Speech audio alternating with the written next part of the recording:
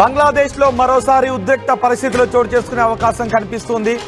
బంగ్లాదేశ్ ప్రస్తుత ఆపద్ధర్మ అధ్యక్షుడిగా ఉన్న యూనస్ రాజీనామా చేయాలని ఆలోచనలో ఉన్నారు. బంగ్లాదేశ్ తాత్కాలిక ప్రభుత్వ అధినేత మహమ్మద్ యూనస్ రాజీనామా చేయాలి అనే ఆలోచనలో ఉన్నారు.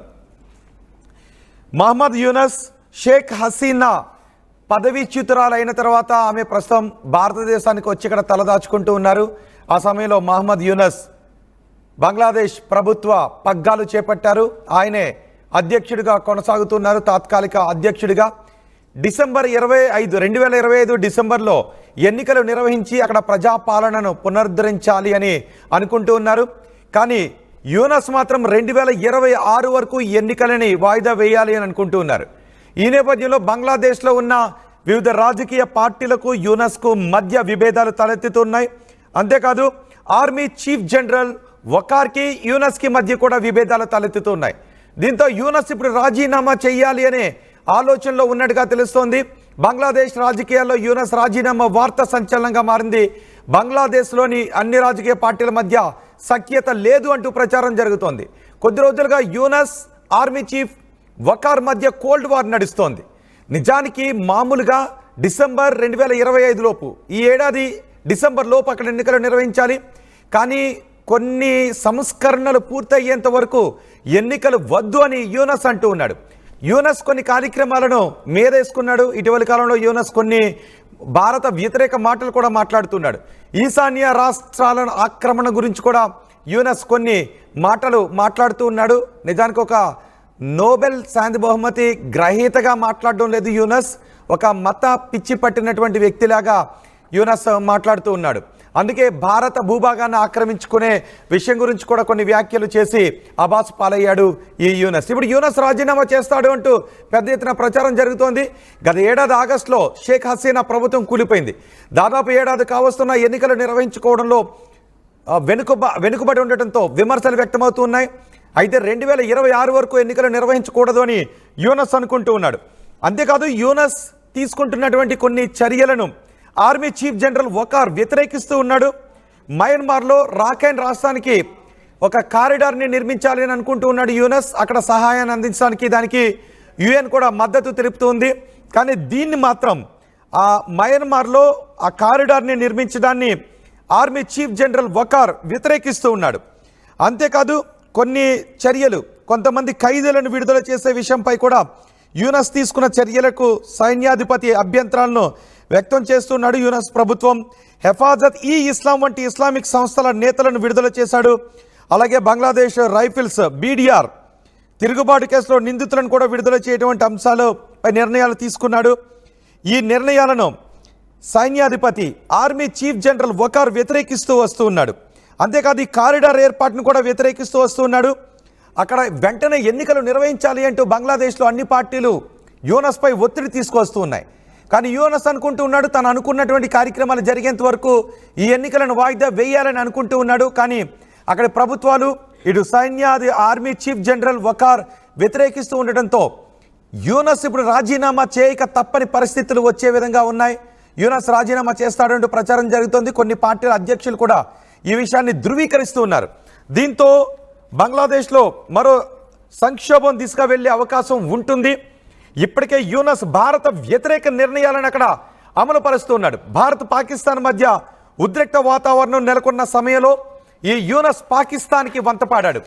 అంతేకాదు పాకిస్తాన్, చైనా రెండు కలిసి ఒక ఎయిర్ బేస్ ఏర్పాటు చేసుకోవడానికి మన సిలిగురి దగ్గర, దాన్ని మనం చికెన్ నెక్ అని పిలుస్తాం, ఆ సిలిగురి దగ్గరలోనే ఒక ఎయిర్ బేస్ని ఏర్పాటు చేసుకోవడానికి ఇటు చైనాకు, పాకిస్తాన్కి ఆ అనుమతులను కూడా ఇస్తూ ఉన్నాడు ఈ యూనస్. వీటితో పాటు మయన్మార్లో రాఖైన్కి ఒక కారిడార్ నిర్మించాలనుకున్నాడు. ఆ కారిడార్ను ఈ ఆర్మీ చీఫ్ జనరల్ వకార్ వ్యతిరేకిస్తూ వస్తున్నాడు. వీటన్నిటి నేపథ్యంలో ఇప్పుడు యూనస్ పదవికి గండం వాటిల్లే అవకాశం కనిపిస్తోంది. యూనస్ మర్యాదగా రాజీనామా చేసేస్తే బాగుంటుందనే సంకేతాలని అక్కడ పార్టీలు, ఈ ఆర్మీ చీఫ్ జనరల్ ఇస్తున్నట్టుగా తెలుస్తుంది. ఇద్దరి మధ్య ఒక కోల్డ్ వార్ మాత్రం ముదురుతోంది. మా ప్రతినిధి సచిన్ ఉన్నారు.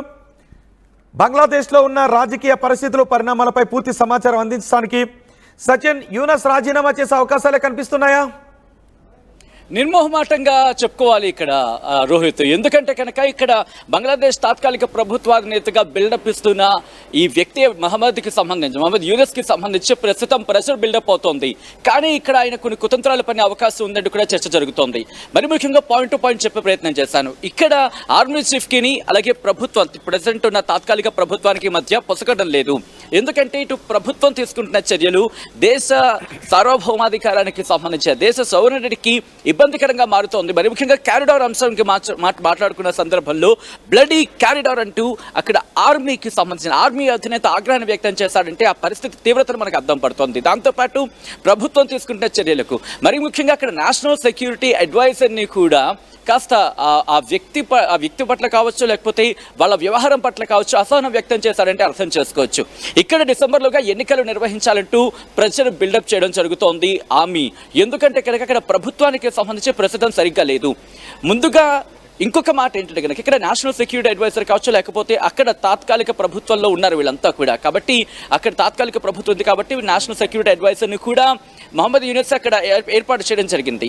అయితే వాళ్ళలో మంత్రి ఆల్రెడీ ఒక చర్చ అయితే జరిగింది, బయటకు చెప్పినట్టుగా కూడా తెలుస్తోంది. ఆయన అంటే మహమ్మద్ యూనస్ రిజిగ్నేషన్ ఇవ్వడానికి సిద్ధంగా ఉన్నాడు. కానీ ప్రభుత్వాలకు సంబంధించిన మిగిలిన మంత్రిత్వ శాఖలు కావచ్చు, మిగిలిన వాళ్ళంతా కూడా ఇన్ఫ్యాక్ట్ విద్యార్థులతో కూడా చెప్పేందుకు సిద్ధంగా ఉన్నాడంటే ఒక చర్చ జరుగుతోంది. కానీ ఇప్పుడు రిజైన్ చేయొద్దు, ఇది సరైన సందర్భం కాదు అంటూ వాళ్ళు చెప్పిన నేపథ్యంలోనే వెనకడుగు వేశాడంటూ కూడా చర్చ జరుగుతోంది. ఇక్కడ బిఎన్పి బంగ్లాదేశ్ నేషనల్ పార్టీకి సంబంధించి ఖలీదీ జియా ఇక్కడ ఈ పర్సన్ గురించి మాట్లాడుకునే సందర్భం. ఎందుకంటే ప్రస్తుతం అవామీ లీగ్ బంగ్లాదేశ్లో షేక్ హసీనాకు సంబంధించి అవామీ లీగ్ తర్వాత నెక్స్ట్ వినిపించే పేరు బంగ్లాదేశ్ నేషనల్ పార్టీ ఖలీదీ జియా. ఈ క్యారిడార్ని వ్యతిరేకించింది ఆమె. ఇప్పుడు ఎప్పుడైతే బంగ్లాదేశ్ తాత్కాలిక ప్రభుత్వం మరి ముఖ్యంగా షేక్ హసీనా ప్రభుత్వాన్ని రద్దు చేసిందో ఖలీదీ జియా దీన్ని అడ్వాంటేజ్ తీసుకునే ప్రయత్నం చేస్తోంది. సో ఇక్కడ పక్క ప్రభుత్వానికి సంబంధించి అంటే ఇటు పాలకులుగా చెప్పుకునే వాళ్ళకి సంబంధించి ఓ పక్క ఆర్మీ నుంచి ఇబ్బందికర వాతావరణం ఎదుర్కొంటూ ఉంటే రాజకీయ పక్షాల నుంచి కూడా వైరవర్గంగా మారింది. ఇప్పుడు 30 దాడి ఎదుర్కొంటున్నాడు మహమ్మద్ యూనస్. డిసెంబర్లోగా ఎన్నికలు నిర్వహించాలని చెప్పి ఇటు ఆర్మీ ప్రెసిడెంట్ని బిల్డప్ చేస్తోంది. ప్రభుత్వం తీసుకుంటున్న నిర్ణయాలు మరి ముఖ్యంగా రఖీనే క్యారిడార్ ఆర్మీకి చాలా కోపాన్ని తెప్పిస్తోంది. ఎందుకంటే మయన్మార్కి సంబంధించి మాట్లాడుకునే సందర్భంలో అంటే బంగాళాఖాతానికి సంబంధించి మాట్లాడుకునే సందర్భంలో మయన్మార్ కింద ఉంటుంది రఖీనే క్యారిడార్. ఇది చాలా ఒక సన్నటి లేయర్లో మనకి అంటే సన్నటి మార్గంలో కనిపిస్తూ ఉంటుంది. ఇక్కడ వీళ్ళు ఎందుకు ఆగ్రహం వ్యక్తం చేస్తున్నారంటే ఒకవేళ ఇక్కడ కనుక అవకాశం కల్పిస్తే విదేశీ శక్తులు ఇటు బంగ్లాదేశ్లోకి రావడానికి అవకాశం ఉంటుంది. అటువంటి చోటు కల్పించే అవకాశం మనకు కల్పించడం జరుగుతోంది.